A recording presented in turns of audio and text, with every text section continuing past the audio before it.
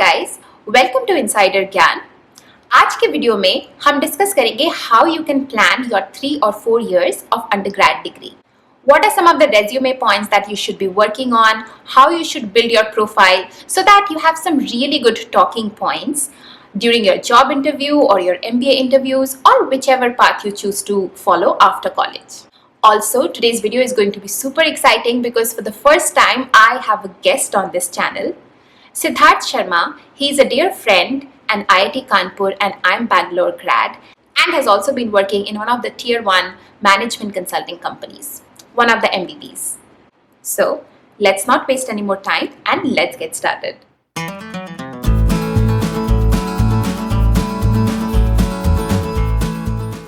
Hi Sid, welcome to Insider Yes. Plan. Thank you for coming here firstly. And it's Yes, my pleasure. So yeah, setting some context for today's video, I think I wanted to pick your brains on what are some of the key things that students should focus on during their 3 or 4 years of college. Because, when I went to college, of course, पहला साल तो शायद ऐसे उस high में ही निकल जाता है कॉलेज के hi we are just doing extracurriculars building friends and dating and all that stuff, and then I think third or fourth year से sort of hit करना शुरू करता है कि you have to do something meaningful as well so that you have some talking points during your job interviews or MBA interviews as well. So did you come from that same background as well, or do you have a different story to share? I have a worse story to share, which is that I didn't know that IITs existed till I was in class 10. The last few days of class 10, when my father's investment advisor said that his sons have gone to IIT. So similar story happened at IIT also. Like I went there with my beliefs that all you really need to do is work hard and like read books and you will make it. But obviously, college is very different. That is something that I realized quite late. Luckily, because I was in general a bit restless and hardworking, I did have some things to show ultimately. But that is where, yes. So, like, if I were to go back and tell myself something, that would be in the first year, just be more thoughtful about like how you can just be more productive. That people in the first year and even in the second year really don't know what they want to do because there are just so many great paths available to everyone, like from civil services to research to core jobs to like non-core jobs in finance and consulting or like further education outside engineering itself. What you could, however, do is try to have a sense of what is something that you will definitely not do. So that is something I did, which is I used to always eliminate. So, for example, I did a research internship at the end of my year 2, which convinced me that I did not want to do research. So, something of that sort. So, if you can, even for 1 hour, think what are the paths out there? What are the paths that excite you? What do you need to do to validate whether that path may be an option for you or not? And if you decide that these are open paths, how do you build your profile towards that? So I feel that whatever you are deciding to do after college, there are still some broad categories that people should focus on and focus on like building 1 or 2 points in each of those broad categories. So what do you think For are sure. some of the broad categories? Yeah.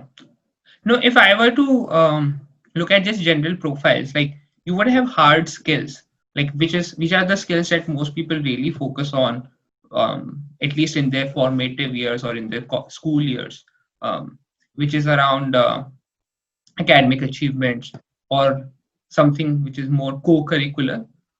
But once you get into college, that becomes more related to the kind of work you do or the kind of internships you do. It could also include any skills that you develop, let's say around learning any particular coding languages or whatever. But then there's the soft part of skills, which is something that most of us lack on. When I went to college, it was very clear that people who were from big cities, like Delhi or Mumbai, and who had gone to like those big private schools which are more famous, like TPS, RK Puram, and so on, they were generally more presentable. They had better soft skills. They were more confident. While people like me who were from smaller towns never kind of prioritized that because that wasn't what brought us where we were at that point. And I feel like these skills, these softer skills that you're talking about, are becoming more and more important these days in the Yes. jobs Surge.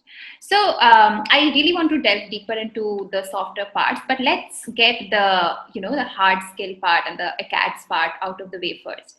So what do you think are some of the things, like the bare minimums, that students should focus on? And also, for instance, how much should the focus really be on just GPA itself versus say projects, internships, and those kind of things?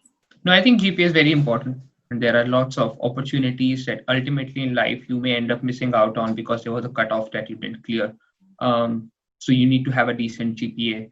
So how do you go beyond the GPA? So you must look at it in two ways. One is like within your own domain, how do you demonstrate excellence, which could mean creating research output or doing some internship or doing some project on the side. So my brother actually, although he was a mechanical engineering student, he used to do projects with the economics professor and the computer science professor. And then he made some app for the health center in his college. So he was always trying to go beyond what was the curriculum to build skills and demonstrate capability. And just going back to like how do you build your profile, is try to get evidence of recognition, like evidence of your skills by gaining recognition. So that may be in the form of research grants or you winning certain competitions or scholarships. Like there are competitions in almost every college and even like intercollegiate competitions. And it's a good point. I mean, I always tend to tell people that they shouldn't focus on just doing things because they have to fill in their CV, but also to sort of create some impact and focus on the outcome of that work, because otherwise it's just lost work. It's not smart work at all. So let's talk about internships. I mean, engineering mein to usually 4 saal hote hai. So how many internships do you think people should do?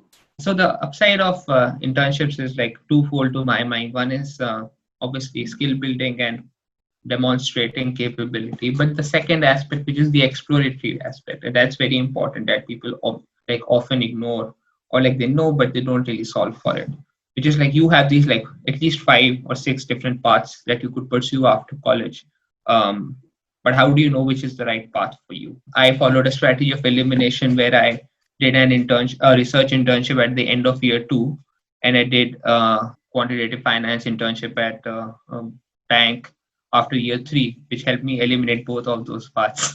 But that is very important, which is like you use those opportunities to explore. I think maybe one is too low, but 2 internships is a good number, if not 3 or 4. Maybe For sure. People usually face a lot of difficulties in getting internships. I mean, in my experience, the way it has been done is, so third year wala jo mandatory hota hai, college usually helps, but otherwise you just have to use your contacts and pull. So what are your thoughts? Like, are those the only ways, or anything else you have to add to that? But the one that works the most is apping, which is you just write to as many people as you can and express interest. Yeah, just cold email folks, because everyone in the research domain in foreign universities are looking for high potential students to come there and do some work for them. Maybe a good place to also start is to see where your seniors have done, because those places you are more likely to get a positive response. Let's shift our focus from hard skills to the soft skills part now. So what in your mind are some of the things that people could really do to build their profile soft skill wise? Yeah, so on the soft skills bit, as I said, there are 2 important things. One is demonstrating your capacity for leadership, and then second, showing that you have you bring a more comprehensive perspective to things, which you can develop by having some expertise or some passion, even passion beyond hard skills and like academics.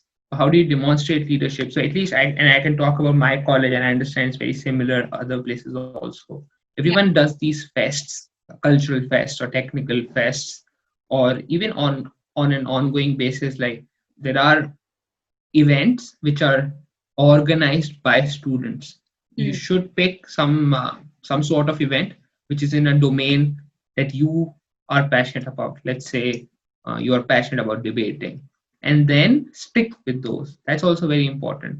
because most of these organizing committees, they have a hierarchy, which is obviously pyramid shaped, where you have lots of volunteers from the first year or the second year, but then you will always have one person who's like the chief organizer at the top, and he has like a core team and so on. So you must remember that you will always rise up the hierarchy or the pyramid. You cannot like jump in. That will only happen if you sign up in the first year. So that's like on the fest. Similarly, placements. A lot of colleges have student-run placements. There also you have to rise through the ladder, become overall placement coordinator or something. The second one is like, and there is research which says that people who are exposed to multiple domains, and they always bring a more holistic and unique perspective to problems than people who are just specialized in one problem. So how do you find that opportunity? Um, it could be either in the cultural domain, so like dance, drama, music, but there are other things like debating. Like I was interested in debating, sports, athletics, and whatever sport is your sport. It's also good to stay healthy. Then also you can do a lot of these competitions. So like in robotics or in electronics competitions or programming, debating. These are all like more like hard skillish soft skills. Uh, but they do demonstrate that you have a passion outside just your courses. And similarly, like your ability to overcome challenges which are not in your domain of comfort.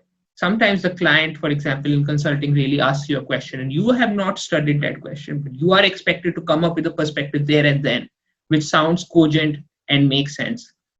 But how do you do that? Like, maybe if you were a good debater, you actually do really well in that particular situation. So all of these like extracurricular pursuits do help you become better at work, and that is the reason, the core reason why people do look for that evidence in your profile.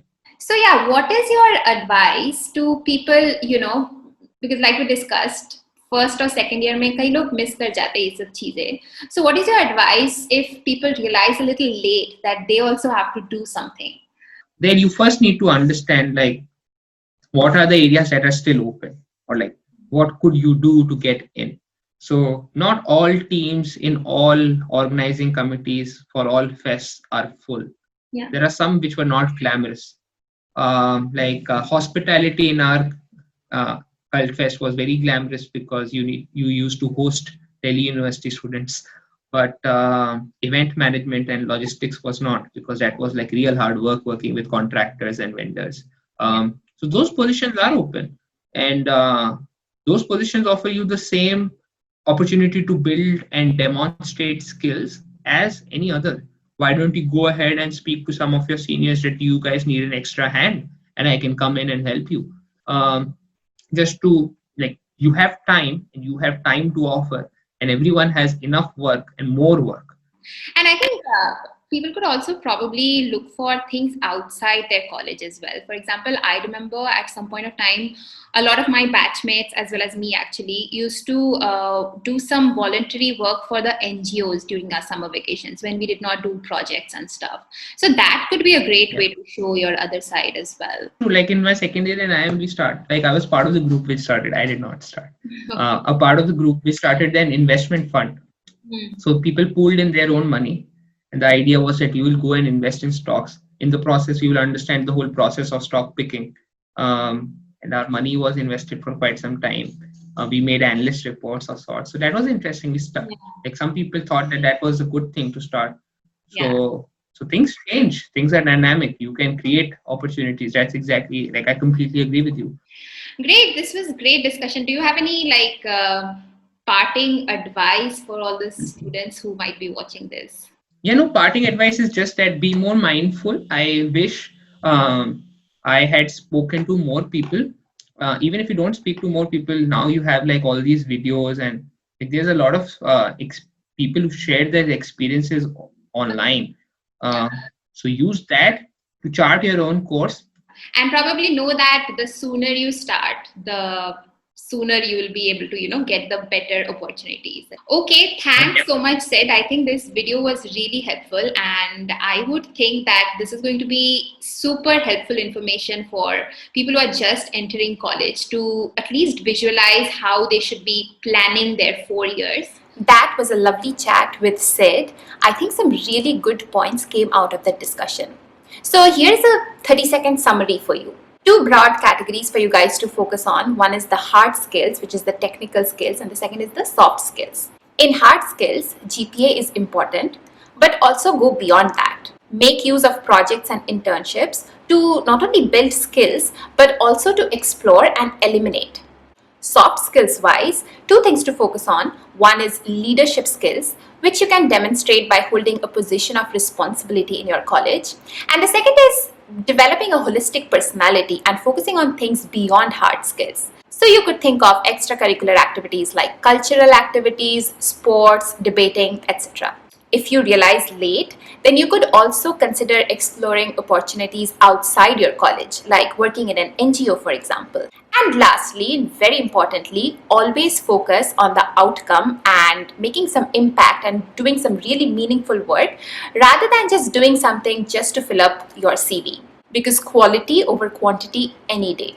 Hope you guys liked this video. If you did, do hit the like button because that's going to tell me if I should bring more guests on this channel.